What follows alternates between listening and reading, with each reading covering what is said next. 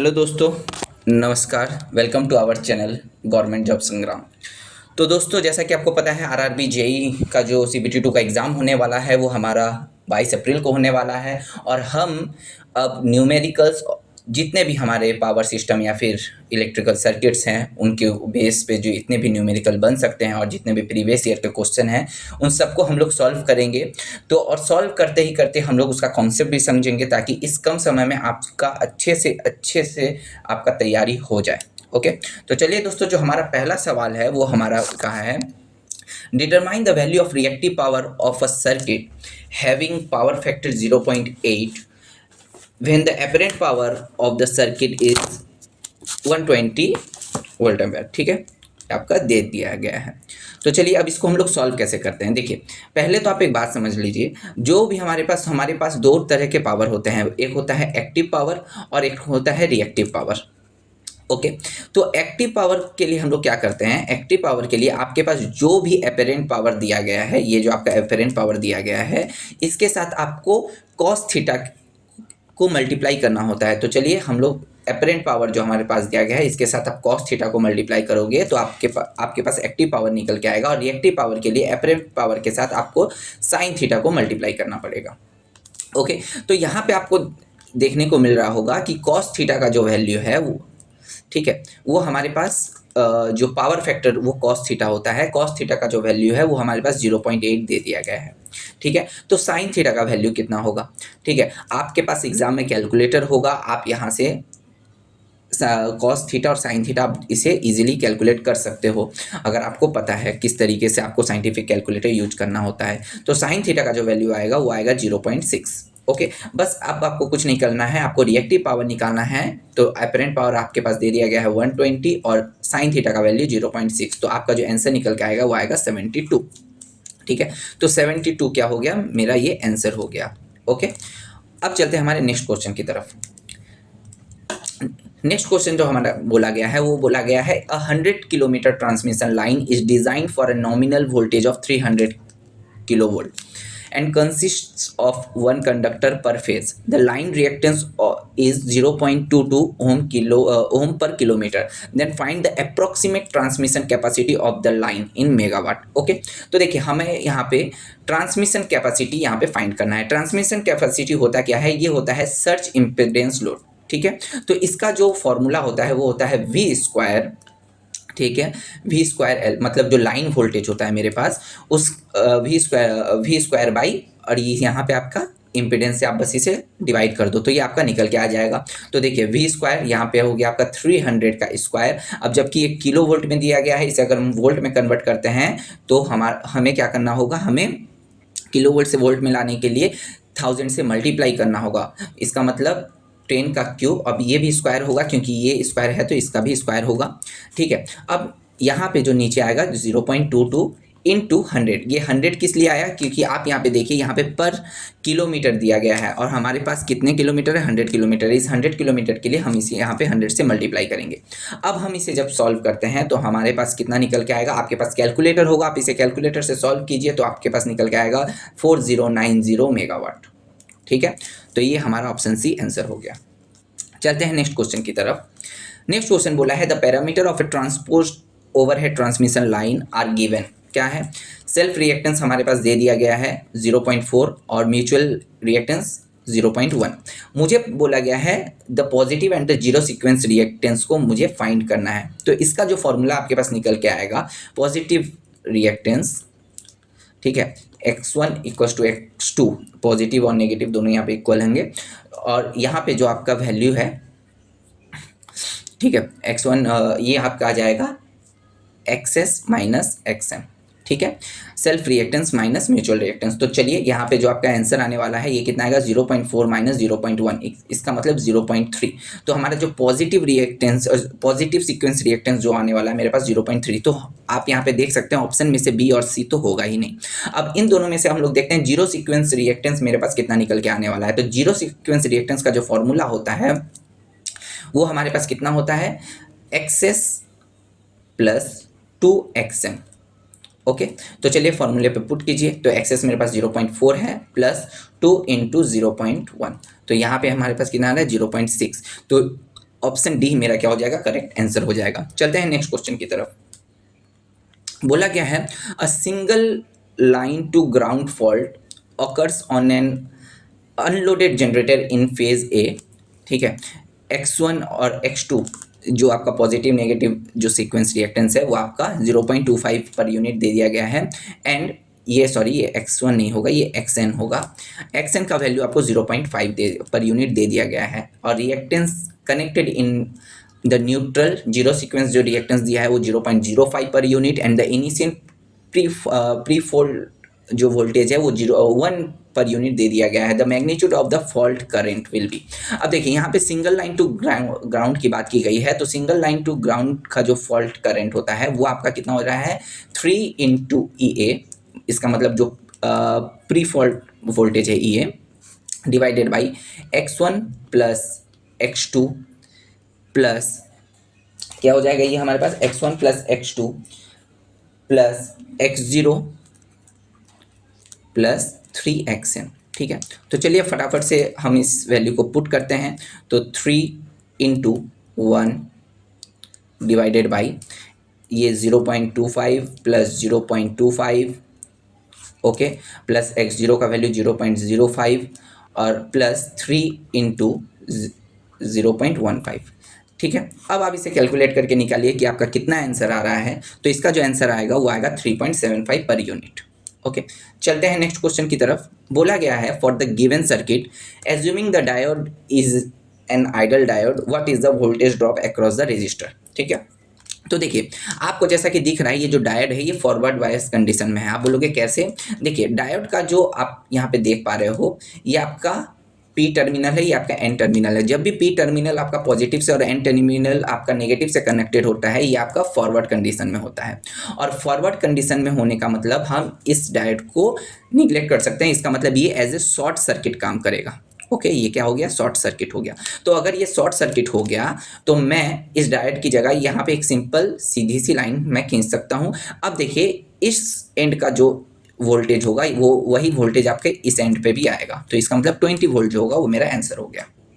चलते हैं next question की तरफ। बोला है in a series RL supply from an sinusoidal voltage source voltage across R and L मेरा 3 वोल्ट एंड 4 वोल्ट रिस्पेक्टिवली दे दिया गया है। द वोल्टेज सप्लाई कितना होगा। तो देखिए यहाँ पे जो हमारा सीरीज RL की जब मैं बात कर रहा हूँ तो यहाँ पे जो मेरा वोल्टेज सप्लाई होगा, ठीक है, सप्लाई वोल्टेज वो कितना आ जाएगा अंडर रूट आपका R का स्क्वायर प्लस L का स्क्वायर। तो आपको यहाँ पे दिख रहा होगा ये कहीं ना कहीं आपका ट्रिपलेट से कनेक्टेड है, तो यहाँ पे आपका जो आंसर निकल के आने वाला है वो 5 वोल्ट, ओके। चलते हैं नेक्स्ट क्वेश्चन की तरफ। बोला है a solenoid of 2 centimetre is wound on a brass tube if the current through the coil, current मुझे बोल दिया गया है 0.25, calculate the number of turns necessary over the solenoid to produce a field strength of 250 ampere turn per metre at the centre of the coil, ठीक है। जैसा कि हमको यहाँ पे फील्ड स्ट्रेंथ की बात किया गया तो फील्ड स्ट्रेंथ को हम लोग S से डिनोट करते हैं और इसका जो फॉर्मूला होता है ये होता है N into I by L, जहाँ पे N होता है नंबर ऑफ टर्न्स, I मेरा करंट है, L लेंथ है और H आपका यहाँ पे फील्ड स्ट्रेंथ है, ठीक है। तो फटाफट से यहाँ पे वैल्यू को पुट करते हैं। H का जो वैल्यू मुझे दे दिया गया है 250 और इक्वल्स टू N का वैल्यू मुझे निकालना है और यहाँ पे आपका 0.25 एम्पेयर है तो यहाँ पे दे दीजिए 0.25 और लेंथ आपको 200 सेंटीमीटर। अब अगर मैं 200 सेंटीमीटर को मीटर में कन्वर्ट करूँ तो यहाँ पे मेरा कितना निकल के आएगा, इसे मुझे 10⁻⁻2 से मल्टीप्लाई करना पड़ेगा, ठीक है। अब चलिए यहाँ पे आपका देखिए यहाँ पे आप 2 जीरो यहाँ पे अगर मैं पॉइंट को हटाता हूँ तो 2 जीरो यहाँ पे आपका नीचे आ जाएगा स्क्वायर पे, ठीक है। तो ये दोनों तो कैंसिल हो गया। अब देखते हैं 25 से ये कितने टाइम पे जाएगा 10 टाइम्स, इसका मतलब मेरा जो n का वैल्यू निकल के आ जा रहा है वो आ रहा है 2000, तो 2000 मेरा आंसर हो जाएगा, ठीक है। आपको इसके साथ ही साथ आपको फॉर्मूले भी बहुत सारे मिल रहे होंगे, आप इसे नोट कीजिए और इस फॉर्मूले को याद कर लीजिए, ठीक है। और इन सवालों को अच्छे से फिर से खुद आप रिवाइज करिए, प्रैक्टिस करिए। बोला है the input to a logic gate, हमारे पास 2 इनपुट दे दिया गया है। What will be the output if the logic gate is NAND gate. आपको जैसा कि पता होगा नैंड गेट क्या होता है, नैंड गेट होता है आपका कॉम्प्लीमेंट ऑफ एंड गेट, ठीक है। आपका एंड गेट जो भी आएगा उसका कॉम्प्लीमेंट ही नैंड गेट होता है। तो हम इसे कैसे सॉल्व करेंगे, तो देखिए मेरे पास दो इनपुट है। आपका ए का जो इनपुट दे दिया गया है वो दे दिया गया है 1 1 0 0 और बी का जो इनपुट दे दिया गया है वो दे दिया गया है 1 0 1 0, ठीक है।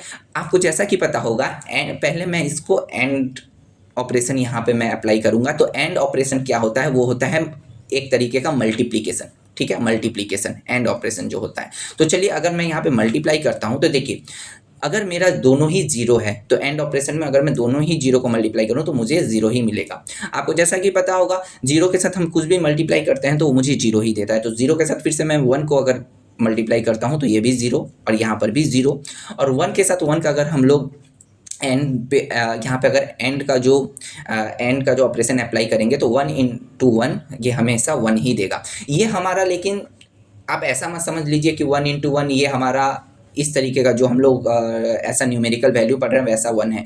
यहाँ पे 1 का मतलब होता है ऑन स्टेट और 0 का मतलब होता है ऑफ स्टेट, ठीक है। तो अगर दोनों ही ऑन स्टेट में होंगे तो यहाँ का इनका जो मल्टीप्लाई करेंगे ये भी हमारा ऑन स्टेट में ही आएगा। तो ये हमारा एंड का जो जब हम एंड अप्लाई करेंगे तो ये हमारा निकल के आया। अब इसका अगर हम लोग कॉम्प्लीमेंट करेंगे तो कॉम्प्लीमेंट में क्या होता है, जहाँ 1 की जगह 0 पुट कर दीजिए, 0 की जगह 1 पुट कर दीजिए, इसे ही हम लोग कॉम्प्लीमेंट कहते हैं। तो नैंड क्या होगा यहाँ पे, तो आप देखिए 1 की जगह 0 पुट करिए और 0 की जगह 1 पुट करिए, तो 0 1 1 मेरा आंसर हो जाएगा, ठीक है। चलते हैं नेक्स्ट क्वेश्चन की तरफ। बोला है calculate the period of a sinusoidal wave described as, ठीक है। अब देखिए यहाँ पे मुझे साइनसॉइडल वेव मुझे दे दिया गया है, मुझे यहाँ पे पीरियड जो है मतलब जो टाइम पीरियड है वो हमें निकालना है। तो हम टाइम पीरियड का जो फॉर्मूला होता है वो होता है 2 पाई बाई ओमेगा, ठीक है। अब देखिए अब यहाँ पे जो ओमेगा आपको कैसे आपको पता चलेगा, यहाँ पे जो ओमेगा का वैल्यू होता है वो ये है, ठीक है। ये आपका, क्योंकि हम यहाँ पे ओमेगा टी इस तरीके से लिखते हैं तो ये आपका ओमेगा हो गया, ठीक है। अब देखिए ओमेगा का जो वैल्यू आ गया है वो मेरे पास 55.9 आ गया है। 2 पाई, यहाँ पे पाई का वैल्यू जो है 3.14 को पुट कीजिए, तो 3 इंटू 2 इंटू 3.14 बाई 55.9। तो आपका जो आंसर यहाँ पे निकल के आने वाला है अगर आप कैलकुलेटर से कैलकुलेट करेंगे तो 0.112 आपका आंसर निकल के आएगा। चलते हैं नेक्स्ट क्वेश्चन की तरफ। The candle power of a lamp placed normal to a working plane is 40 candle power. Find the distance if the illumination is 10 lux, ठीक है। तो illumination क्या होता है, illumination को हम E से डिनोट करते हैं, ठीक है। illumination को हम लोग E से डिनोट करते हैं, तो illumination इक्वल्स टू होता है 5/A, ओके, 5/A। अब देखिए यहाँ पे जो एरिया है और यहाँ पे जो फ्लक्स है आपका निकल के आ रहा है, ये आपका हो गया इल्यूमिनेशन कि आप कि कितने एरिया पे आपका कितना आप फ्लक्स यूज कर रहे हो, कितना फ्लक्स वहाँ पे मतलब इंसिडेंट हो रहा है, वही आपका हो गया इल्यूमिनेशन।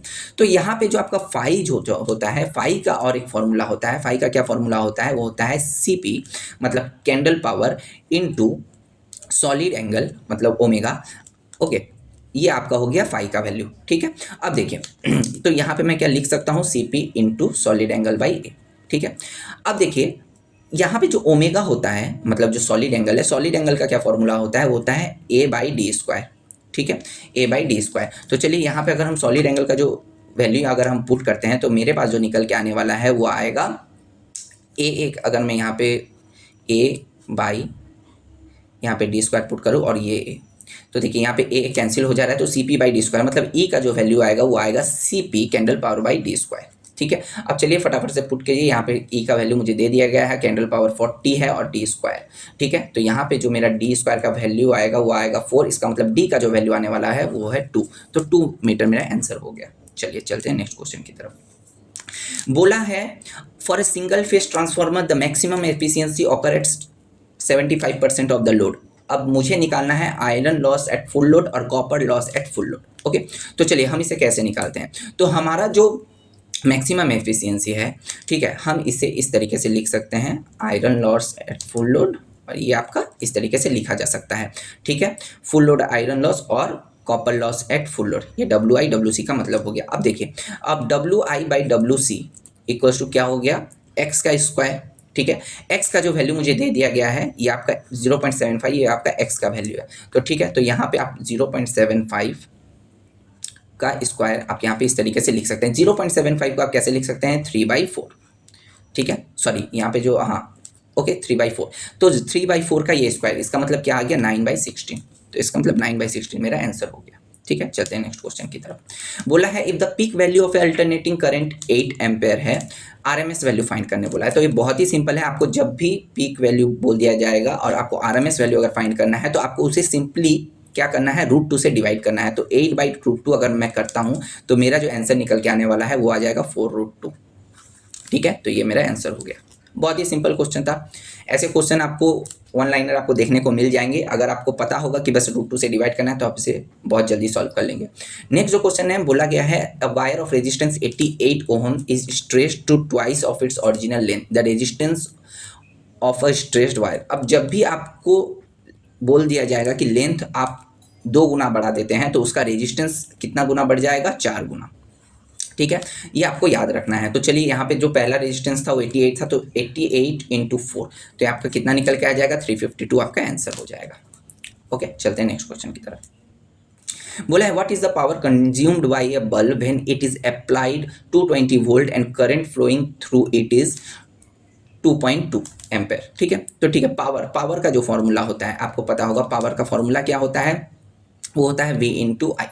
ठीक है, और मुझे यहाँ पे क्या निकालने को बोला गया है, मुझे यहाँ पे पावर निकालने को बोला गया है। तो देखिए 220 × 2.2, बस तो आपका कितना आ जाएगा। आपको अगर 22 का स्क्वायर पता है तो 484, तो यहाँ पे आपका कहीं ना कहीं 0.484 आपका आंसर हो जाएगा। चलिए, बोला गया है एट रेजोनेंस, ये आपका रेजोनेंस में है AC वोल्टेज। ठीक है, आप सही से देख लीजिए, at resonance the value of AC voltage V for the given circuit. ठीक है, यहाँ पर मुझे V का वैल्यू फाइंड करना है। तो आपको एक बात पता होना चाहिए कि जब भी हम रेजोनेंस की बात करते हैं एज रेजोनेंस कंडीशन सीरीज में, ठीक है, रेजोनेंस, तो आपको क्या करना है, ये जो इंडक्टर और कैपेसिटर के वैल्यू को निगलेक्ट करना है।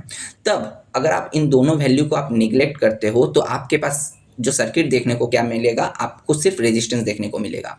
तो आपका जो वोल्टेज सप्लाई होगा वो कैसा होगा, रेजिस्टेंस के अक्रॉस आपका जितना वोल्टेज ड्रॉप हो रहा है वही आपका क्या होगा, वोल्टेज का सप्लाई होगा ऑब्वियसली। ठीक है, क्योंकि यहाँ पे सिर्फ एक ही वोल्टेज।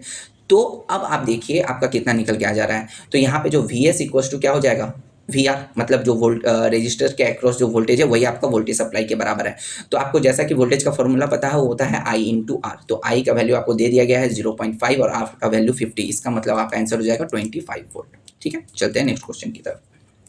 बोला है if the maximum value of sine wave AC voltage is 10 volt then its RMS value. जैसा फिर से आपको पता है कि RMS वैल्यू का बात किया गया है तो आपको क्या करना है, √2 से डिवाइड कर देना है। तो आपका जो आंसर निकल के आएगा कितना आएगा, आप देखिए यहाँ पे आप कैसे निकालोगे, आप कैसे 5 × √2 आप 10 को इस तरह लिख सकते हो, इस 10 को आप इस फॉर्म में लिख सकते हो और नीचे √2, इसका मतलब ये दोनों कैंसिल आउट हो जाएगा। तो 5√2 का क्या वैल्यू होगा, √2 का वैल्यू अगर आपको पता है तो अच्छी बात, आप कैलकुलेटर से कैलकुलेट कर सकते हो। लेकिन आपको अगर कैलकुलेटर को बिना हाथ लगाए भी आप इसे सॉल्व कर सकते हो। आपको जैसा कि दिख रहा है 5 से मुझे मल्टीप्लाई करना है √2 को, तो ऑब्वियसली इसका वैल्यू जो होगा 5 से ज़्यादा होगा। तो मेरा ये तीनों ऑप्शन नहीं होगा, ये लास्ट वाला ऑप्शन ही मेरा आंसर होगा। ठीक है, आप चाहो तो इसे कैलकुलेटर से कैलकुलेट भी कर सकते हो।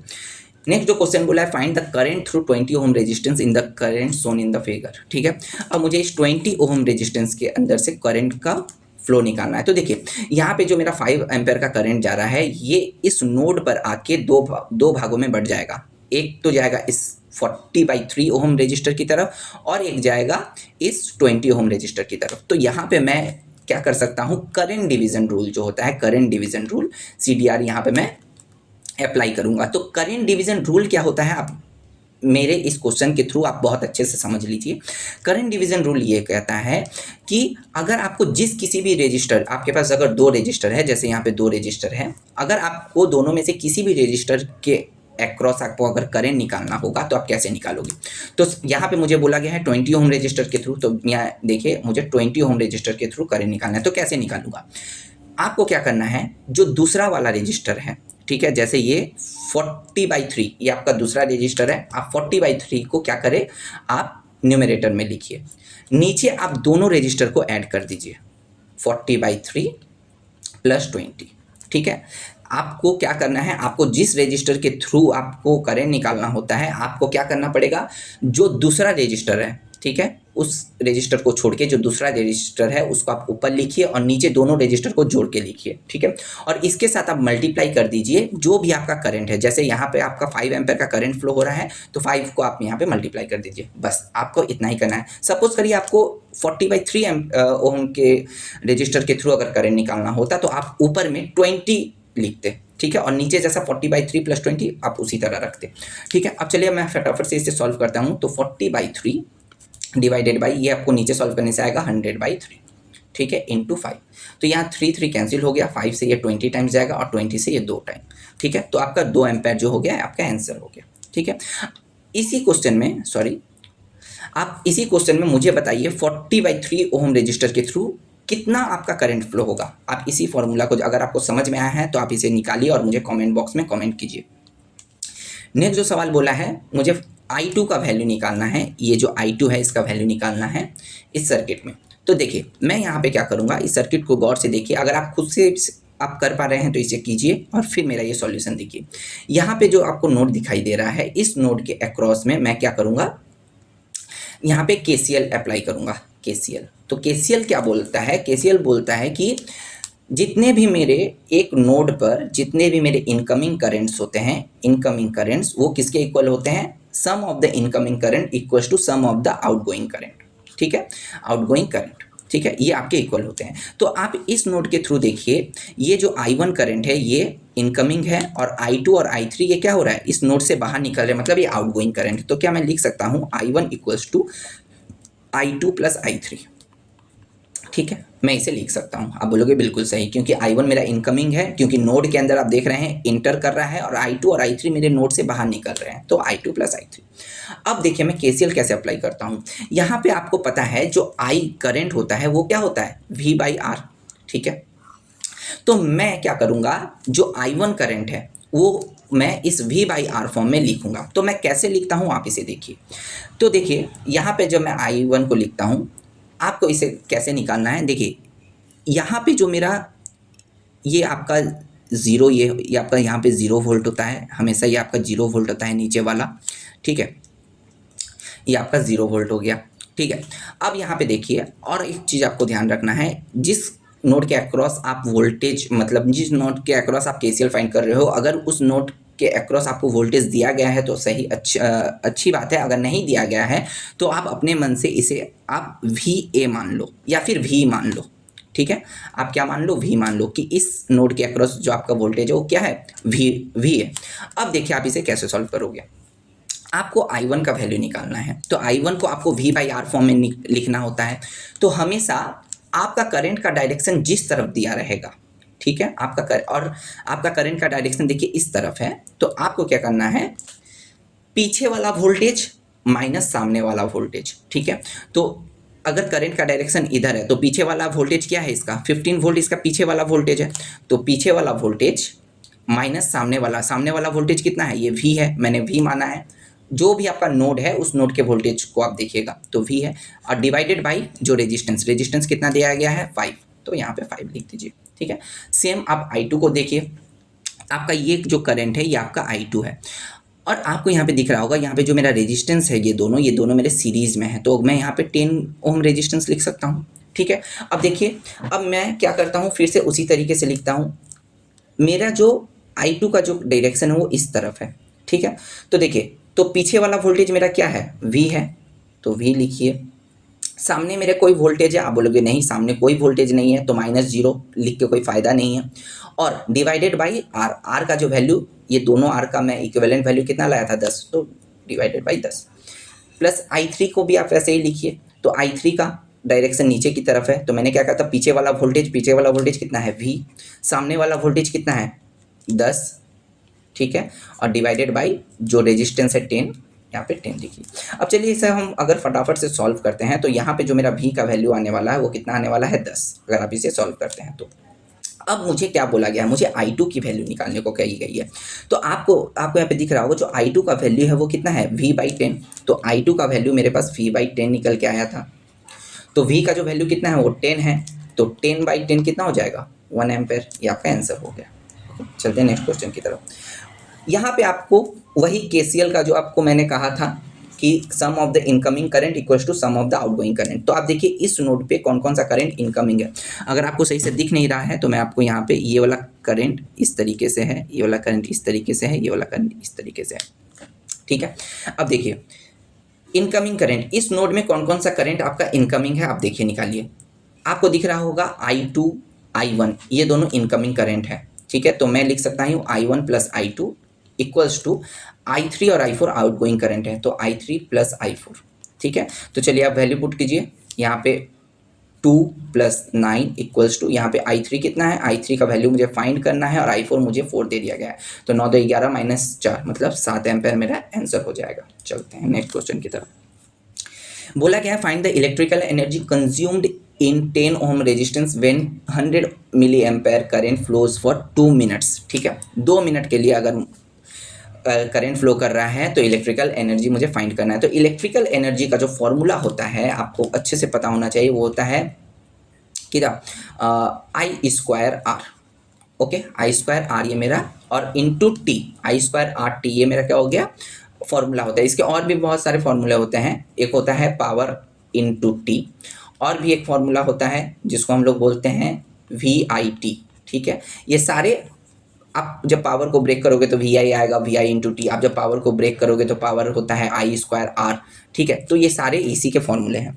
तो अब चलिए फटाफट से हम अब पुट करते हैं। देखिए यहाँ पे 100 मिली एम्पेयर दिया गया है, तो 100 मिली एम्पेयर को एम्पेयर में कन्वर्ट करने के लिए आप क्या करोगे, आप इसे एम्पेयर में कन्वर्ट करने के लिए आप इसे क्या करोगे 1000 से डिवाइड करोगे, राइट। तो चलिए अब यहाँ पे हम लोग करते हैं, यहाँ पे 100 मिली एम्पेयर तो दिया गया है, इसका स्क्वायर इंटू 1000 से आप डिवाइड कर रहे हो, 1000 से डिवाइड करने का मतलब 10 टू द पावर माइनस 3, इसका भी स्क्वायर इंटू आर का वैल्यू आपको दे दिया गया है 10, और आपको ये 2 मिनट दिया गया है जिसका मतलब होता है 120 सेकेंड, ठीक है। अब चलिए अगर हम इसे सॉल्व करते हैं तो हमारा कितना निकल के आता है फटाफट से हम लोग देख लेते हैं।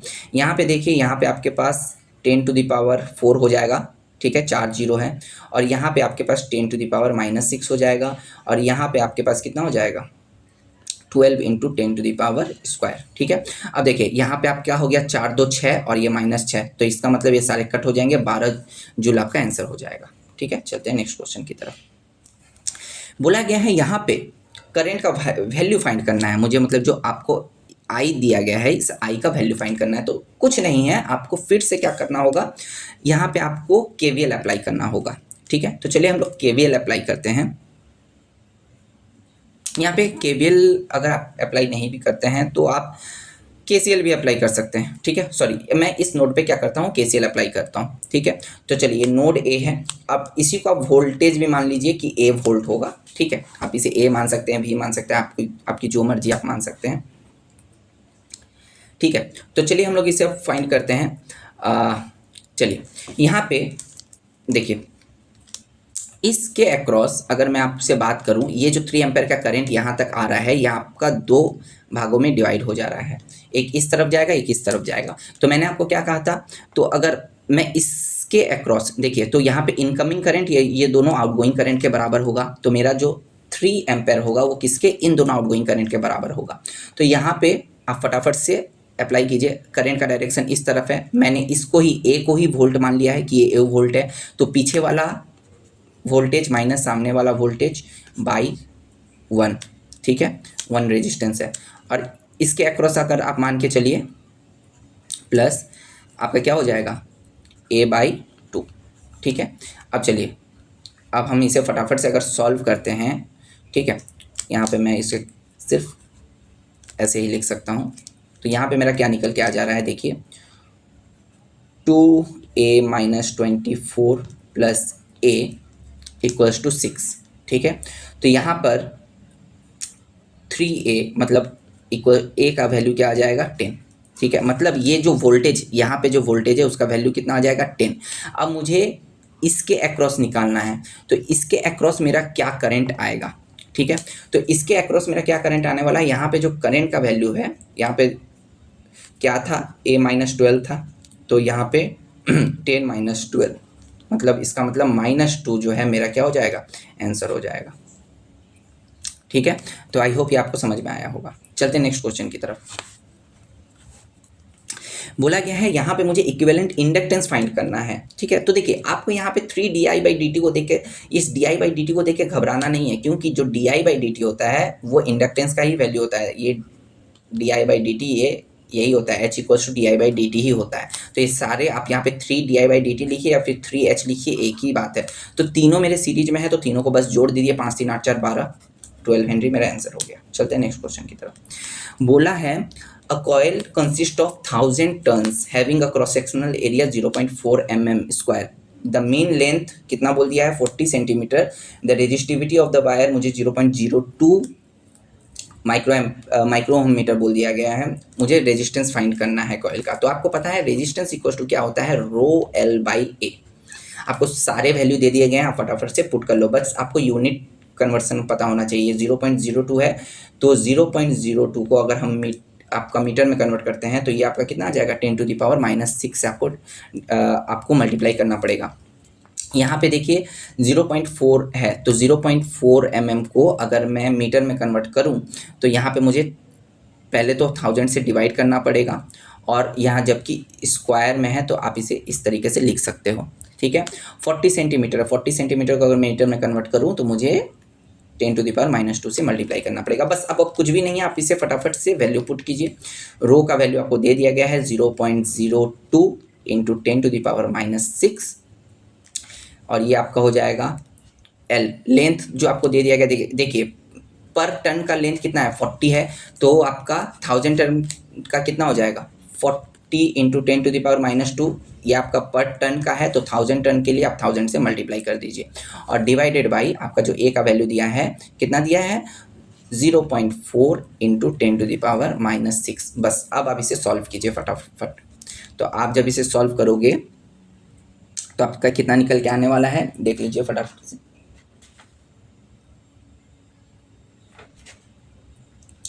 आप इसे फटाफट से देख लीजिए आपका कितना निकल के आने वाला है। तो आपके यहाँ पे जो निकल के आने वाला है 0.4 यहाँ पे, तो ये नीचे आ जाएगा। तो यहाँ पे आपका निकल के आने वाला है मतलब 100। यहाँ से आपका 2 0 कैंसिल हो जाएगा, तो ये आपका 20 निकल के आने वाला। आप इसे खुद से भी सॉल्व कीजिए और आंसर कमेंट कीजिए।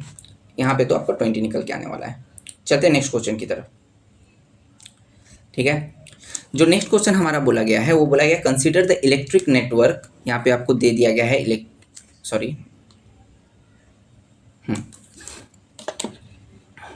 यहाँ पे जो इलेक्ट्रिक नेटवर्क आपको दे दिया गया है, आपको वोल्टेज निकालना है एक्स पॉइंट पे, ठीक है। एक्स पॉइंट पे आपको वोल्टेज निकालना है। तो चलिए आप कैसे करोगे, आप यहाँ पे केवीएल अप्लाई करो, केवीएल अप्लाई करो, ठीक है। सॉरी केवीएल मैं यहाँ पे केसीएल अप्लाई कर रहा हूँ, ओके। कैसे, जबकि यहाँ पे नोड की बात हो रही है। देखिए यहाँ पे एक नोड है, तो नोड पे हमेशा आप क्या करो, केसीएल अप्लाई करो, तो आपका जल्दी अच्छे से सॉल्व होगा। तो चलिए आप केसीएल अप्लाई करो, ठीक है। तो मैं मान के चलता हूँ कि इस करंट का डायरेक्शन इधर है, इसका इधर है, इसका इधर है और इसका इधर है, ठीक है। वही आगे पीछे वाला कॉन्सेप्ट लगाओ और अप्लाई करो, ठीक है। तो आपके सारे जो करंट हैं वो आपके नोड से बाहर जा रहे हैं, तो सारे जो इनकमिंग करंट आपका क्या है, 0 है, और आउटकमिंग करंट को सारे को ऐड कर दीजिए। तो सारे आउटकमिंग करंट को ऐड करके वो आपका कितना इक्वल होगा, 0 के इक्वल होगा। तो चलिए पहले सारे आउटकमिंग करंट को हम लोग ऐड करते हैं। ये आपका x है, तो x वोल्टेज पे कितना आएगा, देखिए पीछे वाला वोल्टेज मतलब x ही मान लीजिए, x माइनस 5/1, ये इसका हो गया, इसका काम खत्म। अब नेक्स्ट हम इस वाले को पकड़ते हैं, इस 20 वाले को।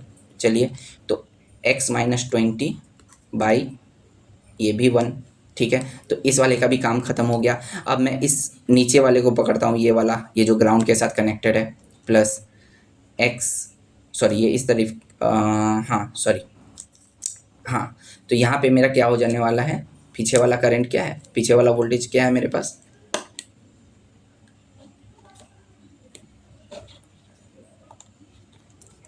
पीछे वाला जो मेरा वोल्टेज है वो कितना है, x माइनस 5/5, ओके।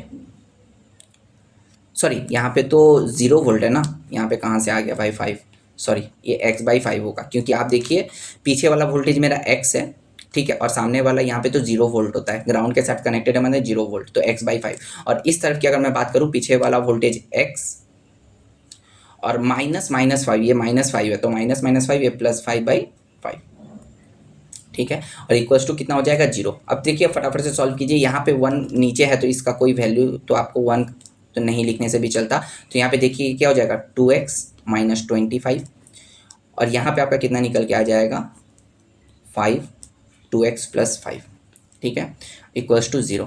अब मैं 25 को अगर उस तरफ भेजता हूँ तो क्या आ जाएगा 2x + 5/5 इक्वल्स टू 25, ठीक है। तो अगर मैं इसको सॉल्व करता हूँ तो मेरा यहाँ पे x का जो वैल्यू निकल के क्या आ रहा है, ये तो आपका हो गया 5 × 2 = 10 माने 12x, और यहाँ पे 12x + 5 और ये 125, मतलब x का वैल्यू यहाँ पे आपका 10 निकल के आ जाएगा। तो 10 वोल्ट आपका आंसर हो गया। आप खुद से भी सॉल्व कीजिए अगर आपको डाउट है तो।